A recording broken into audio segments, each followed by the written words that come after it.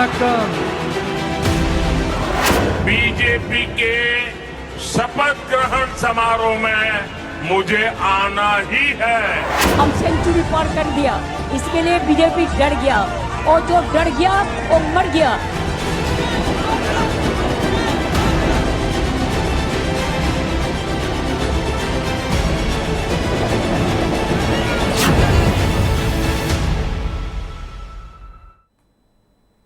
नमस्कार, बहुत स्वागत आप सभी का। मैं आपके साथ अब्दुल नबी हसन। भारत समाचार पर आज मतगणना की कवरेज लेकर हाजिर हैं। पल पल की अपडेट आज हम लेकर हाजिर हैं। 5 राज्यों के विधानसभा चुनावों की मतगणना आज अब से कुछ देर के बाद शुरू होने वाली है। 8 बजे मतों की गिनती शुरू हो जाएगी। पश्चिम बंगाल, केरल, तमिलनाडु, पुडुचेरी, असम, यहां पर 8 बजे से काउंटिंग शुरू हो जाएगी। पहले दरअसल पोस्टल बैलेट पर काउंटिंग होगी, पोस्टल बैलेट की काउंटिंग होगी, और उसके बाद ईवीएम की वोटों की गिनती शुरू हो जाएगी। लेकिन 8 बजे पहले पोस्टल बैलेट है उनकी काउंटिंग शुरू हो जाएगी। तकरीबन 1 घंटा लगेगा, और 1 से 1.5 घंटे के बाद ईवीएम में जो वोट पड़े हैं उसकी भी काउंटिंग शुरू होगी। लेकिन सबसे महत्वपूर्ण चीज यह है, 5 राज्यों के विधानसभा चुनावों की मतगणना आज होने वाली है। पश्चिम बंगाल, असम, तमिलनाडु, केरल, पुडुचेरी, यहां पर अब से कुछ देर के बाद जब मतगणना शुरू होगी तो तमाम लोगों की किस्मत का फैसला होगा। सबसे महत्वपूर्ण राज्य पश्चिम बंगाल का जब जिक्र करते हैं तो पश्चिम बंगाल में ममता बनर्जी की सरकार फिर से बनती नजर आएगी या फिर सत्ता का परिवर्तन होगा, ये जरूर देखने वाली बात होगी। क्योंकि एग्जिट पोल बहुत कुछ बयां कर रहे थे। क्या एग्जिट पोल वाकई में एग्जिट पोल बनकर हासिल होंगे, आज सामने आएंगे, ये बड़ा सवाल है। और ये अब से कुछ देर के बाद क्लियर भी हो जाएगा जब 8 बजे वोटों की काउंटिंग शुरू होगी, रुझान आना शुरू हो जाएंगे। रुझान के बाद वो नतीजों में तब्दील होना शुरू हो जाएंगे। पश्चिम बंगाल में सबसे महत्वपूर्ण चीज है, क्योंकि अब से पहले कुछ देर पहले जब स्ट्रांग रूम में जो लगातार जो अलग अलग काउंटर्स बने हुए हैं मतगणना के लिए, वहां पर लोग जब पहुंच रहे थे उससे पहले वहां पर कुछ झड़प भी देखने को मिली थी। भवानीपुर सीट जो ममता बनर्जी की सीट है वहां पर थोड़ी सी झड़प देखने को मिली है। लेकिन जाहिर तौर पर पश्चिम बंगाल के लिहाज से ये चीजें देखने को मिल सकती हैं। लेकिन आपके सामने हम कुछ टैली आपको नजर आ रहे हैं। सबसे ऊपर आपको तमिलनाडु नजर आ रहा है, तो यहां पर आपको जानकारी देते चलें, ये जो आंकड़े अभी आपको शून्य नजर आ रहे हैं सभी जगह, 8 बजे के बाद ये आंकड़े दरअसल तब्दील होते नजर आएंगे। यहां पर आपको नजर आएगा जैसे जैसे वोटों की गिनती शुरू होगी। लेकिन निश्चित तौर पर पश्चिम बंगाल, असम, तमिलनाडु, केरल, पुडुचेरी में जो विधानसभा के चुनाव हुए हैं उसके नतीजों का ऐलान अब से कुछ देर के बाद जाहिर तौर पर वोटों की गिनती शुरू हो जाएगी। इन चुनावों का जब जिक्र करते हैं, जहां क्षेत्रीय दल अपनी पकड़ बनाए रखने में कोशिश कर रहे हैं, भाई भारतीय जनता पार्टी का जिक्र करें, कांग्रेस का जिक्र करें, वाम दल का जिक्र करें, अपनी राजनीतिक, तो जाहिर है आज अलग अलग जगहों पर 5 राज्यों में जो विधानसभा के चुनाव हुए थे उसके अब नतीजे आज आना शुरू हो जाएंगे। सबसे पहले रुझान जब अब से कुछ देर के बाद आना शुरू हो जाएंगे। नरेंद्र हमारे साथ, हमारे सहयोगी इस समय लाइव जुड़ गए हैं, और उसके अलावा हमारे साथ अहमर इस समय जुड़ गए हैं। नरेंद्र, सबसे पहले आपके पास आ रहा हूं। आज 5 राज्य के नतीजे आने वाले हैं, और जिक्र सबसे पहले पश्चिम बंगाल का जिक्र करें तो क्या कुछ नजर आ रहा है, क्योंकि अब से कुछ देर के बाद ही वोटों की गिनती शुरू हो जाएगी? देखिए, विधानसभा के चुनाव जिन 5 राज्यों में अभी हाल ही में हुए हैं उनमें सबसे ज्यादा जो चर्चा है वो असम और पश्चिम बंगाल की हुई है। पश्चिम बंगाल की इसलिए क्योंकि वहां पर ममता बनर्जी की 15 साल से सरकार है, और इस बार ये देखना बहुत ज्यादा लाजमी होगा कि वहां पर बीजेपी अपनी जो घुसपैठ है वो कर पाई है या नहीं। जो वोट हैं वो उसकी तरफ डाइवर्ट हुए हैं या नहीं हुए हैं, ये आज के नतीजे कुछ घंटों बाद बता देंगे। क्योंकि ये दावा किया गया ममता बनर्जी की ओर से कि वहाँ पर जो स्थानीय मुद्दे हैं और जो भाषाई एक जो पहलू है इस पूरे चुनाव का, वो वहाँ पर ज़्यादा प्रभावी है और इसीलिए बीजेपी को लोग नकार रहे हैं, ये कहना है ममता बनर्जी की तरफ से। लेकिन लगातार बीजेपी जो है पिछले 5 साल से वहाँ पर अपनी एक्सरसाइज कर रही थी और जिस तरीके से वहाँ प्रधानमंत्री नरेंद्र मोदी ने चुनाव किया है, चुनाव का प्रचार किया है और वहाँ पर वो लगातार एक जो इलेक्शन फेस हैं वो बने रहे थे, तो उसको देखते हुए लगता है कि बीजेपी वहाँ काफी गेन कर रही है। जो एग्जिट पोल आए हैं उनमें भी बीजेपी की तरफ रुझान जाते हुए दिख रहे हैं, लेकिन आज जो हकीकत है वो सामने आ जाएगी। अभी थोड़ी देर पहले जहाँ भवानीपुर विधानसभा सीट जहाँ से ममता बनर्जी इलेक्शन लड़ रही है, वहाँ पर टीएमसी और बीजेपी के जो कार्यकर्ता हैं वो काउंटिंग सेंटर पर लड़ते हुए दिखाई दिए। लेकिन फिलहाल जो स्थितियां हैं वो नॉर्मल हैं और जो काउंटिंग है उसकी प्रक्रिया भी शुरू हो गई है। सबसे पहले जो पोस्टल बैलेट है उनकी काउंटिंग हो रही है। 9 बजे के बाद जो रुझान है वो आना शुरू होंगे कंप्लीटली, क्योंकि तब तक जो पोस्टल बैलेट है उनकी गिनती भी हो जाएगी। तो आज का जो दिन है वो बहुत अहम है, खास करके पश्चिम बंगाल और देश की राजनीति के भी लिए अगर हम माने, क्योंकि 2029 में जो सेंट्रल में चुनाव होना है उसके। चलिए एक बड़ी खबर इस समय आ रही है। मतगणना से पहले बीजेपी और टीएमसी के काउंटिंग एजेंट्स में बहस हुई है। भवानीपुर सीट में दरअसल काउंटिंग एजेंट की बहस हुई है। भवानीपुर से उम्मीदवार है ममता बनर्जी और यहां पर अभी जिस बात का नरेंद्र भी जिक्र कर रहे थे कि मतगणना से पहले भवानीपुर में हंगामा देखने को मिला है और वहां पर जो काउंटिंग एजेंट्स हैं उनमें बहस देखने को मिली है। हालांकि नरेंद्र जिस बात का जिक्र कर रहे थे कि अभी हालात सामान्य बताए जा रहे हैं, लेकिन ये दर्शा रहा है कि पश्चिम बंगाल में कितना महत्वपूर्ण आज का दिन है, मतगणना कितनी महत्वपूर्ण है। मैं अहमर के पास जाऊंगा, इसके साथ साथ असम का भी जिक्र करूंगा। जरा बताइएगा अहमर, असम में किस तरह की स्थिति नजर आ रही है, क्या कुछ वहां की सिचुएशन नजर आ रही है, क्योंकि हेमंत विश्व शर्मा जो है पहली दफा उनके चेहरे पर चुनाव लड़ा गया है। बिल्कुल, देखिए 5 राज्यों के जिस तरीके से आज नतीजे आना है, इस पर पूरे देश भर की निगाहें हैं और देश भर के साथ तमाम पार्टियों की भी निगाहें हैं जिन्होंने इस चुनाव में कहीं ना कहीं सरगर्म रहे थे। तमाम लोगों ने अपने चुनाव प्रचार किए थे, तमाम बड़े बड़े दावे किए गए हैं, जिसमें से ख़ास तौर से अगर बात की जाए तो पश्चिम बंगाल या फिर असम पर सबकी निगाहें हैं। जिस तरीके से हेमंत विश्वकर्मा के चेहरे के ऊपर चुनाव लड़ा गया है, उनके बराबर बयान जो हैं वो भी चर्चाओं में बने रहे हैं। ऐसे में माना जा रहा है जिस तरीके से जो दावा किया गया है कि वहाँ पर जो सरकार बन रही है, तो अब से नतीजे जो हैं वो कुछ देर के बाद आना शुरू हो जाएंगे, तस्वीर जो है वो साफ़ होना शुरू हो जाएगी।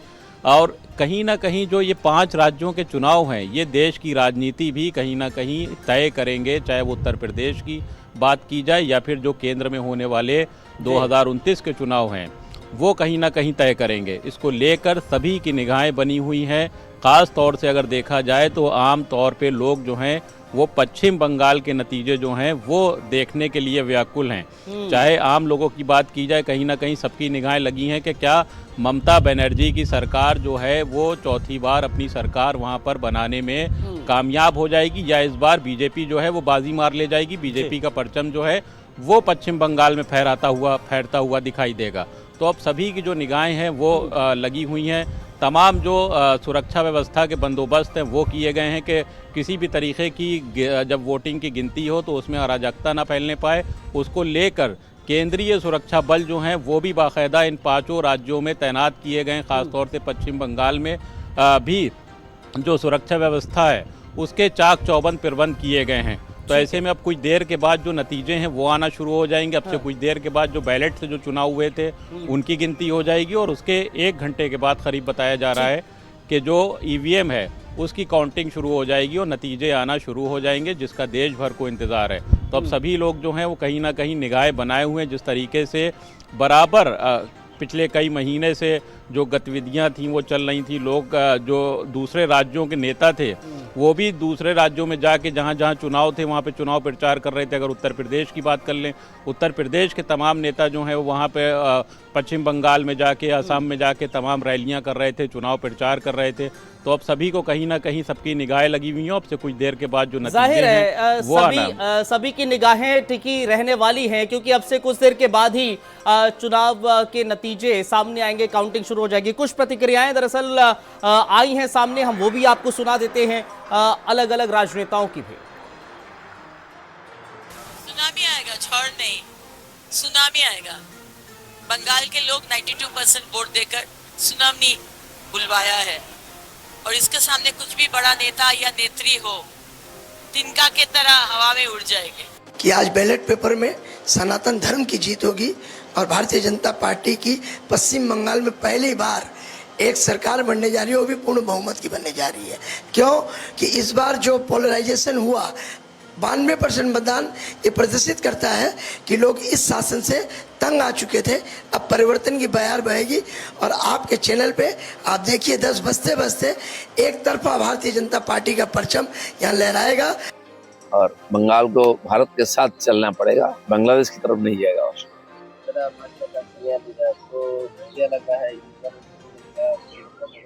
जनता चाह रही है हम परिवर्तन और अच्छा संख्या लेके बीजेपी सरकार बनाएगी। नहीं, लॉ एंड ऑर्डर तो बंगाल में था ही नहीं। चुनाव कमीशन जब से हाथ में लिया तब से लॉ एंड ऑर्डर दिखता है और जिस प्रकार शांतिपूर्वक चुनाव हुआ है, काउंटिंग भी उसी प्रकार होगा और सरकार भी उसी प्रकार से नया सरकार यहाँ शपथ लेगी। तो रिएक्शन सुने, एक बड़ी खबर समय आ रही है, सीधे रुक करते हैं। पश्चिम बंगाल में मतगणना से पहले भवानीपुर में हंगामा देखने को मिला है। बीजेपी टीएमसी के काउंटिंग एजेंट्स में बहस देखने को मिली है। दरअसल काउंटिंग एजेंट्स में एंट्री को लेकर झड़प हुई है। भवानीपुर सीट में दरअसल वार्ड नंबर 70 है, वहां पर ममता बनर्जी का वोट है, वहीं पर ही यहां पर झड़प देखने को मिली है और बीजेपी और टीएमसी के कार्यकर्ताओं में ये झड़प हुई है। तस्वीरें भी आप देख सकते हैं जहां पोलिंग एजेंट्स जो हैं वो दरअसल पोलिंग बूथ पर जा रहे थे। काउंटिंग एजेंट्स हैं, माफ कीजिएगा, काउंटिंग जो बूथ है वहां जाते हुए नजर आ रहे थे। अब ये झड़प आप देख सकते हैं, बीजेपी और टीएमसी कार्यकर्ता आपस में झड़प करते हुए नजर आए थे और रिपोर्टर्स जो संवाददाता है वहां पर उनसे भी झड़प होती हुई नजर आई है। बहरहाल आपको ये जानकारी देते चले, नरेंद्र हमारे साथ लगातार बने हुए हैं। नरेंद्र, आपके पास आऊंगा। झड़प जाहिर तौर पर देखने को मिली है, लेकिन सुरक्षा का जिक्र कर रहे थे अहमर भी और आप भी 3 लेयर जो सिक्योरिटी है उसका इंतजाम किया गया है। बावजूद उसके पश्चिम बंगाल का जो भवानीपुर सीट है वहां पर इस तरह की झड़प होना ये दर्शा रहा है कि भवानीपुर सीट कितनी महत्वपूर्ण है, क्योंकि ये वही भवानीपुर सीट है जहां शुभेंदु और ममता आमने सामने। देखिए, वहाँ का जो पॉलिटिकल टेम्परामेंट है वो बिल्कुल अलग तरीके का है। इस तरीके से मानिएगा कि जो सेंट्रल में गवर्नमेंट है वो बीजेपी की है और वहाँ पर जो गवर्नमेंट है वो ममता बनर्जी पिछले 15 सालों से 3 टेन्योर उनके हो चुके हैं और वो वहाँ पर अपना दबदबा बनाए हुए हैं।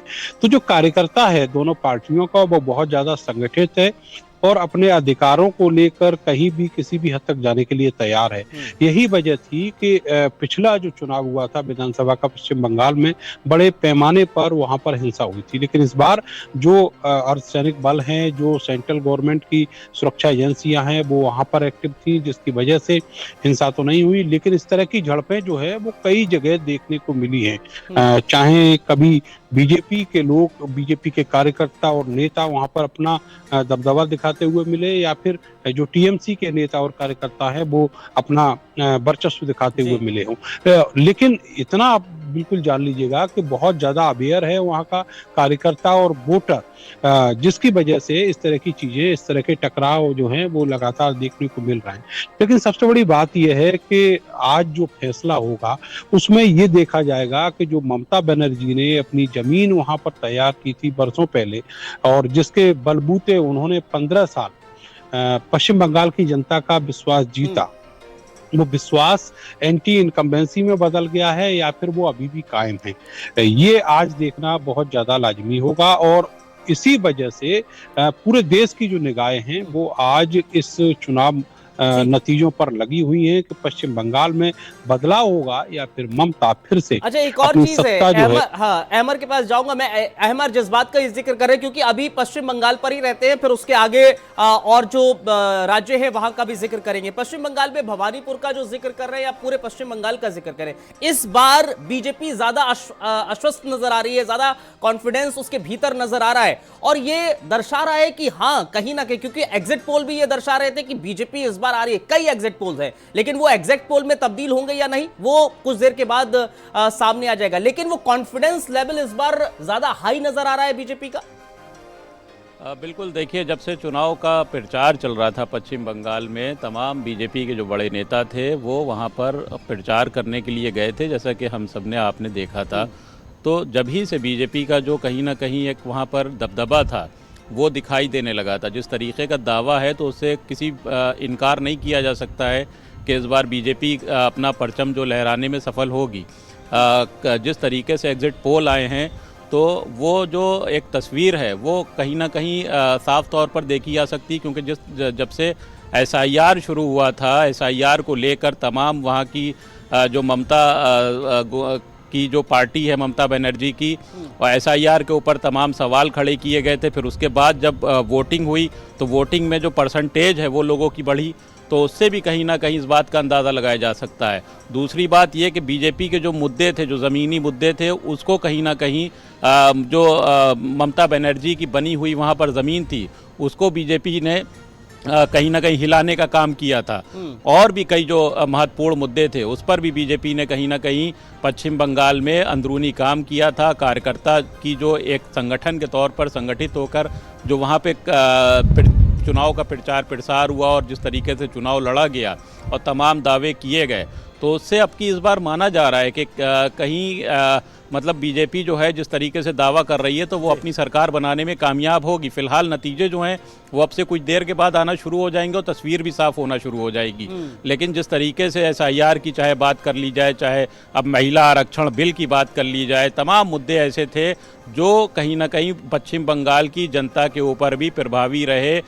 यहाँ तक कि जो उत्तर प्रदेश के CM योगी आदित्यनाथ हैं वो भी वहाँ पर गए, उन्होंने भी अपना धुएंधार प्रचार किया और तमाम जो मुद्दे थे उस पर गंभीरता से अपनी बात रखी। तो माना जा रहा है कि कहीं से भी बीजेपी जो है वो पश्चिम बंगाल में कमज़ोर मत में कहीं से दिखाई नहीं दे रही है। वो बात और जिस तरीके से एग्जिट पोल आ रहे हैं, एग्जिट पोल में भी कहीं ना कहीं बढ़त दिखाई जा रही है।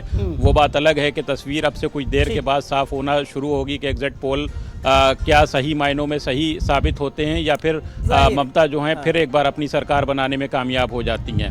तो जिस तरीके निश्चित तौर पर अहमर वो कुछ देर के बाद क्लियर हो जाएगा, क्योंकि बहुत मुमकिन है 8 बजे के बाद से 8 बजे तक कुछ तस्वीरें आएंगी, कुछ आंकड़े तब्दील होंगे। लेकिन नरेंद्र जरा बताइए भवानीपुर सीट को लेकर, वही सीट है जहां एक बार पटखनी शुभेंदु दे चुके हैं। भवानीपुर सीट में तकरीबन जो नॉन बंगाली हैं 40%, 40% तक नॉन बंगाली भवानीपुर सीट में है, और नॉन बंगाली में ज्यादातर गुजराती हैं, मालवाड़ी हैं, बिहारी हैं।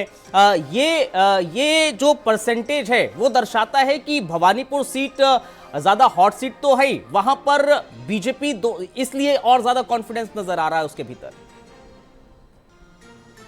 बिल्कुल, ये एक वजह तो है ही कि वहाँ पर जो नॉन बंगाली हैं उनकी वजह से बीजेपी उस सीट पर अपना दबदबा कायम रखने की कोशिश करेगी। और दूसरी तरफ जो ममता बनर्जी हैं वो खुद में पश्चिम बंगाल का बहुत बड़ा फेस है। इस समय अगर देखा जाए तो उनसे बड़ा कोई दूसरा फेस है नहीं। तो वहाँ पर एक दूसरा मुद्दा जो है वो है स्थानीय बनाम बाहरी का, और ये मुद्दा जमकर इस इलेक्शन में चला है। तो अब ये देखा जाएगा कि इस चुनाव में खास करके अगर भवानीपुर सीट की बात करें तो वहाँ पर जो स्थानीय वोटर है उसने किस तरीके से किसको वोट किया है, ये थोड़ी देर में जो नतीजे हैं वो उसके रुझान बताएंगे। लेकिन इतना जरूर है कि इस मुद्दे ने वहाँ की जो सियासत है उसको लंबे समय से ममता बनर्जी के हाथ में जो सत्ता है वो दे रखी है। और यही वजह है कि वहाँ पर बीजेपी देर से जो पूरा देश में अलग अलग राज्य हैं वहाँ अगर देखें और पश्चिम बंगाल में देखें तो बीजेपी देर से वहाँ पर अपनी घुसपैठ बना पाई है, अपनी जो जमीन है सियासी जमीन वो तैयार कर पाई है। तो ऐसे में बहुत ज़्यादा दिलचस्प हो जाता है ये मुकाबला जहाँ से ममता बनर्जी चुनाव लड़ रही हैं कि वहाँ पर बीजेपी कितना गेन कर पाती है। हालांकि वहाँ पर जैसा कि आप बता रहे हैं कि करीब 40% नॉन बंगाली है, लेकिन वो नॉन बंगाली जो वहाँ पर है वो वहाँ के स्थानीय मुद्दों से कंसर्न करता है या नहीं करता है। अगर वो कंसर्न नहीं करता तो निश्चित तौर पर जो बीजेपी है वो गेन में रहेगी, वो फायदे में रहेगी। लेकिन इतना जरूर है कि जहाँ पर ममता बनर्जी जैसा फेस अगर खड़ा है तो निश्चित तौर पर वो जीत से बहुत ज्यादा दूर नहीं है। जी, लेकिन एक और चीज है ना कि इस बार अगर ममता बनर्जी काउंटिंग से पहले स्ट्रांग रूम जाती हैं, वहां पर 3-4 घंटे वहां पर बिताती हैं, ये क्या अहमर दर्शा रहा है कि कहीं ना कहीं थोड़ी घबराहट ममता बनर्जी के भीतर है? बिल्कुल, देखिए भवानीपुर की अभी हम लोग सीट की बात कर रहे थे क्योंकि ममता बनर्जी और जो दूसरे जो विपक्षी जो नेता हैं शुभेंदु अधिकारी वो आमने सामने हैं, तो जाहिर सी बात है कि उस सीट पे टकराव है और कड़ा मुकाबला जो है वो सीट पर है और सभी की निगाहें जो हैं पश्चिम बंगाल में ख़ास तौर से उस सीट के ऊपर हैं। उसी को लेकर तमाम चर्चाएं भी हैं और जिस तरीके से पश्चिम बंगाल में जो स्थानीय मुद्दे हैं उनको लेकर लगातार जो चर्चा हो रही थी, तो उस पर अब कहीं ना कहीं जो नतीजे हैं वो आएंगे, अब से कुछ देर के बाद वो मालूम चलना शुरू हो जाएंगे। लेकिन जिस तरीके से जो एक पश्चिम बंगाल में ख़ास तौर से माना जाता है कि ममता बनर्जी एक बड़ा चेहरा हैं और जिस तरीके से उन्होंने चुनाव लड़ा और अपनी जो बातें हैं, जो जनता की वहाँ की बातें हैं, जो स्थानीय जनता है उनके मुद्दों को कहीं ना कहीं आगे ले जाने की बात की और बीजेपी पर लगातार वो हमलावर रही हैं, तो उसका क्या कुछ असर होगा वो अब से कुछ देर के बाद मालूम चलना शुरू हो जाएगा। जिस तरीके से जो चर्चाएं हैं इस बात को लेकर के तमाम 5 राज्यों में जो चुनाव हैं उस पर किसकी सरकार बन रही है, किसकी नहीं बन रही है, उसको लेकर अब से कुछ देर के बाद नतीजे आना शुरू हो जाएंगे। लेकिन ये नतीजे जो हैं ये आने वाले वक्त में भी कहीं ना कहीं जो बीजेपी की बात अगर कर ली जाए या तमाम विपक्षी दलों की बात कर ली जाए, उनका भविष्य भी कहीं ना कहीं तय करेंगे। चाहे 2029 की बात कर ली जाए या उत्तर प्रदेश के 2027 के चुनाव की बात कर ली जाए। इसका बड़ी खबर एक है, 10 मिनट बाद सबसे बड़ा रुझान सामने आएगा। जाहिर तौर पर अब से कुछ देर के बाद भारत समाचार पर पहला रुझान आप देखेंगे। 10 मिनट के बाद सबसे बड़ा रुझान आएगा।